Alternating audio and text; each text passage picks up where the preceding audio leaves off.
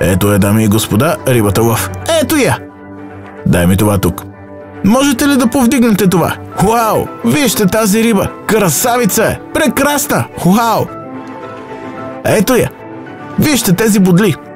Бих казал, че сцената да бъде ожилена е готова. Добре, нека я сложим в тази кофа и да се върнем на брега.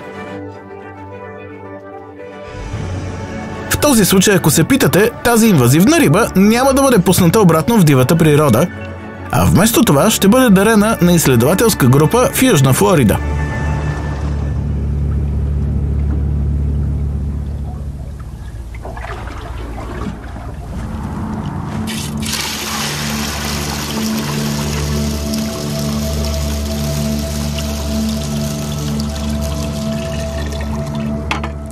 Добре, виждам аквариум. Имаме нужда от рибата. Ето я и рибата. Сега просто ще я взема с тази лъжица и ще я метна в аквариума. Готов ли си? Да. Ето. 1, 2, 3. Уау! Ето я!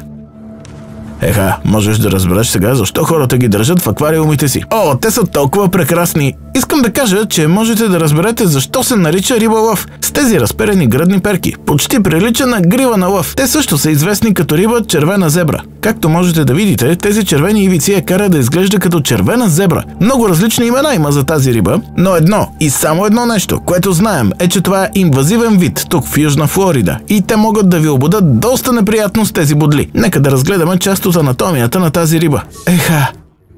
Първо, тези гръбни шипове, които виждате да се движат по горния хребет на рибата, всичките 13 от тях са наситени с отрова. Отровата на тези бодли всъщност е в жлебове, които минават от страни на бодлите. И можете да видите тези месести неща да висят от страни, нали? Да, какво е това? Виждате ли това? Това всъщност са обвивките, в които се намират бодлите. Така че когато рибата се развълнува, тези бодли преминават през месестите обвивки и тогава отровата се прилага. Така че, както и да се завърти, отровата влиза в системата й.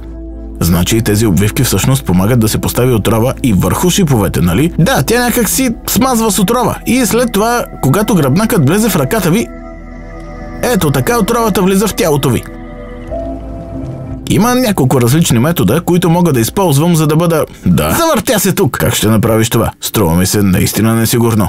Най-опасното нещо, което би било наистина глупаво, е всъщност да пъхна ръцете си по този начин и да се опитам да вдигна рибата отстрани. Вентралните бодли са по-къси и по-дебели и те всъщност ще вкарат повече отрова в мен, отколкото искам да вложа в тялото си днес. Гръбните шипове също ще нанесат много отрова, но аз искам да покажа какво често се случва на гмуркачите.